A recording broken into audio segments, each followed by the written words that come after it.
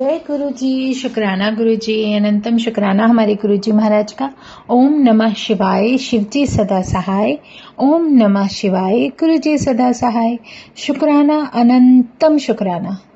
शुक्राना गुरु जी महाराज का जो इतना प्यारा मौका दिया शिव पुराण रीडिंग का। शिव पुराण रीडिंग में पंचम उमा संहिता के 31 अध्याय हो चुके हैं, 31 अध्याय और अब है 32वां।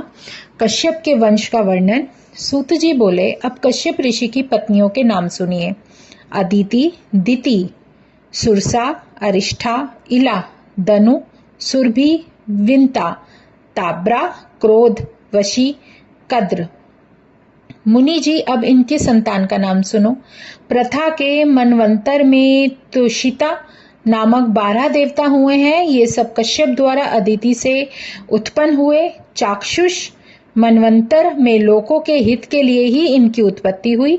इसके बाद दक्ष कन्या से विष्णु तथा इंद्र भी उत्पन्न हुए। अर्यमा, धाता, त्वष्टा, पूषा, विवस्वान, सबिता, मित्रा, वरुण, अंटा, भाग आदि 12 आदित्य चाक्षुष मनवंतर में पैदा हुए। इस प्रकार अदिति की संतानें हुई। अब सोम की सुनिए। इसकी 27 पत्नियां थीं। उनकी अति दीप्त संतान हुई। अरिष्ट नेमी के 16 पुत्र हुए जो कि अति विद्वान थे और एक कन्या हुई। कुशाश्व का देव प्रहरण पुत्र हुआ। अति मार्य से धूम्रकेश हुआ। स्वधा तथा सती नाम की इनकी 2 पत्नियां थीं। बड़ी पत्नी स्वधा से पितर उत्पन्न हुए। सती से अथवा अंगिरा पैदा हुए। ये सब सहस्र युग के अंत में पैदा होते हैं। कश्यप की द्वितीय पत्नी से हिरण्यकश्यप तथा हिरण्याक्ष ये 2 पुत्र हुए जो बड़े पराक्रमी और वीर थे। विप्र चित्ती द्वारा सिंहका कन्या हुई। हिरण्यकश्यप के अनुलाद, हलाद, सवलाद एवं प्रहलाद 4 पुत्र हुए और प्रहलाद भगवान के परम भक्त थे। और हिरण्याक्ष के 5 पुत्र हुए। कुकर, शकुनी, महानाद, विक्रांत एवं काल ये महापंडित एवं महाबली थे। ये संतानें दिति की हुई। अब दनु के परम पराक्रमी 100 पुत्र हुए। अयोमुख, शंबर, कपाल, वामन, वैश्वानर, पुलोमा, विद्रवण, महाशिर, स्वरभानु, वृषपर्वा, विप्रचित्ती स्वरभानु की प्रभा कन्या हुई। पुलोमा की शचो, वृषपर्वा की उपदानवी, हतशिरा, शामष्टी नाम की कन्याएं हुई। वैश्वानर की पुलोम एवं पुलोमक नाम की 2 कन्याएं हुई जो कि मर्ची ऋषि की पत्नियां हुई। इन्हीं से 60,000 दानव हुए जो बड़े पराक्रमी एवं सुखदायक थे। उन दानवों के महापराक्रमी पौलोम, काल, खंज आदि पुत्र हुए। विप्र चित्ती द्वारा सिंहिका के भी अनेकों पुत्र हुए। उनके नाम इस प्रकार हैं: राहु, शल्प, सुबली, बल, महाबल, बातपी, नमुची, इव्वल, स्व, सृप, ओजन, नरक, कालनाम, शर्माण, शर, कल्प इत्यादि सबके सब वंशवर्धक हुए। विनीता के गरुड़ अरुण से 2 पुत्र हुए। गरुड़ पक्षियों में श्रेष्ठ थे। सुरसा से अत्यंत तेजस्वी अनेकों भाषा ज्ञाता सर्प हुए। उन हजारों सर्पों में वासुकी, तक्षक, ऐरावत, महापद्म एवं 2 कंबल आश्वत रुए तो प्रधान राजा हुए। वे सबके सब आकाश में विचरण करते थे। एला से पद्म, करकोटक, धनंजय, महानील, महाकर्ण, धृतराष्ट्र, बलाहक, कुहर, पुष्पदंत, दुर्मुख, सुमुख, बहुष, खरेरामा, पाणी आदि आदि पुत्र हुए। इसी प्रकार क्रोधवशा के बहुत गण हुए जिनकी दाढ़ें थी और अंडे से पैदा होने वाले पक्षी एवं जीव जंतु पैदा हुए। अनुसूया के बलवान 50 पुत्र हुए। सुरभ से शशा एवं भैंसा पुत्र हुए। झला से बैल एवं वृक्ष हुए। शशि से यक्ष, राक्षस, अप्सरा एवं मुनिगण पैदा हुए और अरिष्ठा से मनुष्य तथा सर्प हुए। इस प्रकार कश्यप जी के पुत्र पौत्र आदि का वर्णन हुआ। अब 33वां अध्याय है सृष्टि वर्णन। सूत जी बोले, हे मुनियों, इस प्रकार स्वारोचिष मनवंतर की सृष्टि का वर्णन है। अब वैवस्वान मनवंतर ब्रह्मा जी उस सृष्टि का वर्णन करते हैं जो कि हवन आदि करने वाली हुई। उस सृष्टि में पहल 7 ऋषि हुए। उन्हें ब्रह्मा ने अपना पुत्र माना। तब उनके चले जाने पर दिति कश्यप ऋषि के पास पहुंचकर पहले सेवा, शुश्रूषा एवं स्तुति आदि करने लगी। तब प्रसन्न होकर कश्यप ने उसे वर मांगने को कहा। दिति ने इंद्र को मारने वाले पराक्रमी पुत्र प्राप्ति के लिए वर मांगा। तब कश्यप जी ने इंद्र हंता पुत्र प्राप्ति का वर दे दिया। फिर दिति को ऋतु दान देकर कश्यप जी तप करने चले गए और इंद्र ने इस बात को जान लिया। दिति के व्रत भंग करने के अवसर की प्रतीक्षा करने लगी। जब 1 वर्ष की अवधि रह गई तो इंद्र को अवसर मिल गया, क्योंकि एक दिन झूठे मुंह से बिना हाथ पैर धोए दिति सो गई थी। तब इसी अपराध के कारण इंद्र ने झट उसके गर्भ में प्रविष्ट होकर उसके गर्भ के वज्र द्वारा 7 टुकड़े कर डाले, किंतु टुकड़े होने पर भी वे सभी जीवित रहे। 7 टुकड़े रो रोकर इंद्र से प्रार्थना करने लगे कि हमें आप क्यों मारते हो, हम तो आपके भ्राता हैं। इतना सुनकर इंद्र ने शत्रुता त्याग दी और तब 49 होकर वे सभी मरुदगण हुए। ब्रह्मा जी ने देन के पुत्र पृथु को आधा राज्य दिया। सोम को ब्राह्मण, वृष, नक्षत्र, ग्रह एवं भूतों का राजा बनाया। वरुण जल के राजा हुए। विष्णु आदित्यों के राजा हुए। पावक वसुओं के और दक्ष प्रजापतियों के, इंद्र मरुदगणों के, प्रहलाद दैत्यों के और वैवस्वत यम पितरों के राजा हुए। भगवान शंकर जी माता, ऋतु, मंत्र, गो, यक्ष, राक्षस, सभी भूत, प्रेत, पिशाच आदि के राजा हुए। हिमालय पर्वतों के राजा हुए। समुद्र, नदियों के और सिंह, वन के पशुओं के, वट वृक्ष, वनस्पति वृक्षों के राजा बने। इन सब को राजा बनाकर ब्रह्मा जी ने अभिषेक किया और पूर्व दिशा में विभु विश्वयात ने प्रजापति के पुत्र को अधिपत्य दिया और दक्षिण दिशा में करदम प्रजापति के पुत्र सुधनवा का अभिषेक किया और पश्चिम दिशा में रजस के पुत्र अच्युत का अभिषेक हुआ एवं पर्जन्य के पुत्र हिरण्य रोमा को राज्य सौंपा और उत्तर दिशा का दुर्धर्ष को अभिषेक करके राजा बनाया। अब है 34वां अध्याय सभी मनवंतरों की उत्पत्ति। शौनक जी बोले, हे सूत जी, कृपा करके विस्तार के साथ मनवंतरों का वर्णन करें, मैं उनके बारे में भी सुनना चाहता हूँ। सूत जी बोले, हे मुनि जी, स्वयंभुव और स्वारोचिष, उत्तम, रैवत, चाक्षुष, इन 5 मनवंतरों का वर्णन तो मैंने कर दिया। अब छठा वैवस्वत मनवंतर कहता हूँ। सावर्णी, रोचे, ब्रह्मा, धर्म सावर्णी, रुद्र सावर्णी, देव सावर्णी, इंद्र सावर्णी, ये सभी मनु हैं। इस प्रकार भूत, भविष्य एवं वर्तमान मनवंतर कहे। इस प्रकार तीनों काल के मनवंतर कहे जाते हैं, जिसका 1000 युगों तो कल्प बनता है। मरीचि, अत्रि, अंगिरा, पुला, ऋतु, पुलत्स्य, वशिष्ठ, ये 7 वभ्रा पुत्र हैं।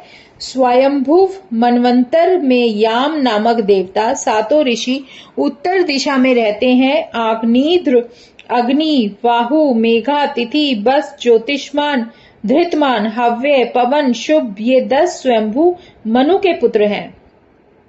उनमें यज्ञ नामक इंद्र कहे गए हैं। दूसरे मनवंतर में अर्ज, स्तमा, परस्तंभ, ऋषभ, वसुमान, ज्योतिष्मान, द्युतिमान एवं 7वें रोचिष्मान, इस प्रकार 7 ऋषि हैं। स्वरोचिष मनवंतर में रोचन नाम से इंद्र तथा तुषिता नामक देवता कहे हैं। हरि, सुकृति, ज्योति, अयोमूर्ति, अयस्मय, प्रथित, मनुष्य, नभ, सूर्य, ये 10 महात्मा स्वारोचिष के पुत्र हैं। अब तीसरे मनवंतर कहते हैं वशिष्ठ के 7 पुत्र एवं हिरण्यगर्भ के ऊर्जा नामक तेजस्वी पुत्र ऋषि कहे गए हैं। अब चौथा मनवंतर सुनो, जिसमें गागर्य, पृथुगज्ञाम, जन्यधाता, कपिनक इत्यादि 7 ऋषि हैं और त्रिशिख नाम का इंद्र है। दूतिपोत, सोत, पस्य, तपह, शूल, तापन, तपोरित, अकल्याश, धनवी, खंगी आदि तामस मनु के 10 पुत्र वर्णन किए गए हैं। अब 5वां मनवंतर सुनिए। देव, बाहु, जय, मुनि, वेदशिरा, हिरण्य, रामा, पर्जन्य, उद्धर्व, वाहु एवं सत्व, नैजादिक दूसरे 7 ऋषि कहे गए हैं। इसमें भूत, रज, तप, प्रकृति आदि देवता एवं विभु नाम के इंद्र तथा तामस के सहोदर रैवत नामधारी मनु कहे गए हैं। अब 6ठा मनवंतर सुनिए। उसमें रुचि, प्रजापति के पुत्र रौच्य तो मनु है। राम, व्यास, अत्रेय, बृहस्पति, भरद्वाज, अश्वत्थामा, शरद्वान, कृपाचार्य, कोहिक, बंशी, गालप, रुरु, कश्यप ये सब ऋषि एवं देवता कहे जाते हैं। मरीचि पुत्र एवं कश्यप के पुत्र ही देवता होंगे और विरोचन के पुत्र बलि ही इंद्र होंगे। विशांग, अब, नीबा, सुमंत, धतिमान, वसु, सूट, सुराविष्णु, राजा, सुमतीय 10 आगे होने वाले सावर्णी मनु के पुत्र होंगे। अब 9वां मनवंतर सुनिए। इसमें मनु, दक्ष सावर्णी होगा। मेघा, तिथि, पौलस्त्य, वस्तु, कश्यप, ज्योतिष्मान, भार्गव, अंगिरा तथा सवन एवं वशिष्ठ आदि ऋषि ये सब रोहित मनवंतर में होंगे और इनमें देवताओं के गण भी 3 होंगे। प्रजापति रोहित के पुत्र धृत केतु, दीप्त केतु, पंचहस्त, निराकृत, पृथुश्रवा, भूरि, द्युमन, ऋचिक, बृहतगवे ये 9 पहले सावर्णी के पुत्र होंगे। इस प्रकार जब दूसरा मनवंतर लगेगा उसमें 10वां मनु होगा। हविष्मान, प्रकृति, आदोमुक्ति, अव्यय, प्रयाति, भाभार, अनेना नाम के ऋषि होंगे। दुष्मंत नाम के देवता होंगे। स्वयं महादेव शंभु इनके इंद्र होंगे और अक्षलन, उत्तमोजा, झटिवेण, शतानीक, निरामित्र, वृषसेन, जयद्रथ, भूमि, धुमन, सुवर्चा, अर्चिये 10 मनुपुत्र होंगे। अब तृतीय मनवंतर में 11वां मनु होगा। उसमें हविष्मान एवं पुष्पमान, वशिष्ठ, अनय, चारु, निखर, तेजस, अग्नि एवं 3 देवगण ब्रह्मा जी के वृद्धृत कहलाएंगे। सर्वग, सुशर्मा, देवनीक, क्षेमक, त्रिधेक्षु, खंडक, आदर्श, कुहु, बाहु ये मनुपुत्र होंगे। अब चौथे सावर्णी के 7 ऋषियों का नाम सुनो। द्युति, सुताया, अंगिरा, पौलस्त्य, पुलह, भार्गव ब्रह्मा के मानस पुत्र। 5 देवतागण होंगे। दिवस्पति नाम के इंद्र होंगे। विचित्र, चित्र, तप, धर्म, धृतोन्द्र, सुनेत्र, शत्र, धृतक, निर्भय, सुतपा, द्रोण ये रोच्य मनु के पुत्र होंगे। और 14वां सत्य मनु मनवंतरा होगा। उसमें आग्निध्र, मागध, अति, वाय, शुक्ति, युक्ति, अजित, पुलह इन नामों के सप्तऋषि होंगे और परम पवित्र चाक्षुष देवता एवं शुचि इंद्र होगा। इस 14वें मनवंतर में 5 देवता कहे गए हैं। तरंग, भीरु, दुद्धन, अनुग्र, अतिमानी, प्रवीण, विष्णु, सक्रंदन, तेजस्वी, सवल ये सब 7 मनुपुत्र होंगे। भौम मनु के अधिकार में ही पहला कल्प पूर्ण हो जाता है। इस प्रकार के वर्णन से मैंने भूत भविष्य काल के मनु सुना दिए। इन मनुओं का वर्णन सनत कुमार जी श्री व्यास जी के प्रति कह चुके हैं और यही मनु अपने धर्म तप के प्रताप से सहस्र शतयुग पर्यंत प्रजा पालन करके ब्रह्मलोक में जाते हैं। 71 युगों की चौकड़ी पर्यंत की स्थिति रहती है। इनको कीर्ति वर्धक 14 मनवंतर कहा जाता है। इसके अंत हो जाने पर फिर सृष्टि का आरंभ होता है। 100,000 जब पूर्ण हो जाता है तब एक कल्प पूरा होता है। उस समय सूर्य की किरणों द्वारा सभी चराचर जल जाते हैं। फिर सत्य, आदित्य आदि ब्राह्मण के साथ विष्णु नारायण में प्रवेश कर जाते हैं। अब है 35वां अध्याय वैवस्वत मनवंतर का वर्णन। सूत जी बोलते हैं दक्ष कन्या के से जो कश्यप ऋषि द्वारा विवस्वान सूर्य पैदा हुआ उसकी संज्ञा त्वष्ट्री सुरेणु का पत्नियां हुई। ये सब यौवन से मतवाली थी। अपने पति का दुस्सह तेज पाकर भी वे संतुष्ट ना हुई। सूर्य ने संज्ञा द्वारा 3 संतान पैदा पाई। श्राद्धदेव, मनु एवं प्रजापति। यम के साथ यमुना कन्या पैदा हुई। उस समय संज्ञा सूर्य का तेज सहन न कर सकी, तब अपनी छाया बनाई। माया रूप होकर छाया ने भक्ति पूर्वक संज्ञा से कहा, अब आप आज्ञा करें, मैं आपकी क्या सेवा करूं। संज्ञा बोली, मैं इस समय पिता के घर जा रही हूं, तू मेरे स्थान पर निवास कर, इन पुत्र और पुत्रियों का पालन पोषण करना। तब छाया बोली, हे देवी, मैं तुम्हारा यह भेद कष्ट सहते हुए भी केश ग्रहण तक किसी प्रकार नहीं करूंगी, तुम आनंद से जाओ। सूत जी बोले, इस प्रकार प्रबंध कर संज्ञा अपने घर पहुंची। पिता ने उसे आया देखकर बार बार धिक्कार किया।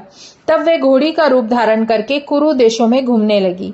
संज्ञा के चले जाने पर सूर्य ने छाया को संज्ञा मानकर उसके द्वारा सावर्णी मनु पुत्र पैदा किए।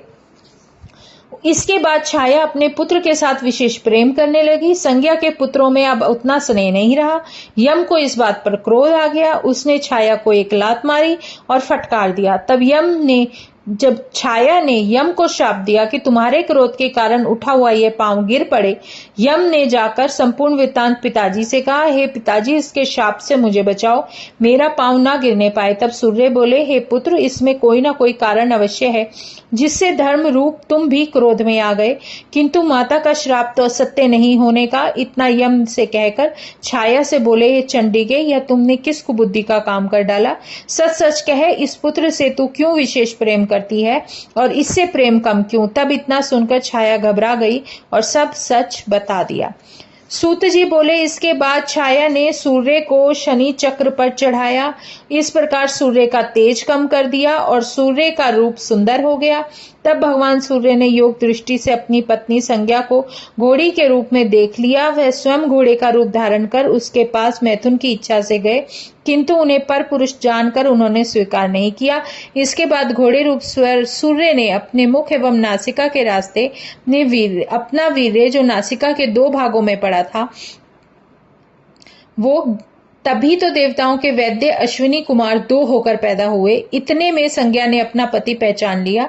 इससे बहुत प्रसन्न हुई। फिर पति के साथ घर लौटी। फिर तो पहले से भी अधिक प्रेम से दोनों रहने लगे। यमराज इस कर्म द्वारा दुखी तो बहुत हुए, पर करते क्या, किंतु स्वयं धर्म पूर्वक प्रजा पालन करने लगे। इसी से धर्मराज कहलाए। इसी में लोक पालन तथा पितरों पर शासन इनको प्राप्त हुआ। सावर्णी मनु तपस्वी थे, वे प्रजापति हुए। यही मनु सावर्णी नामक मनवंतर में मनु होंगे।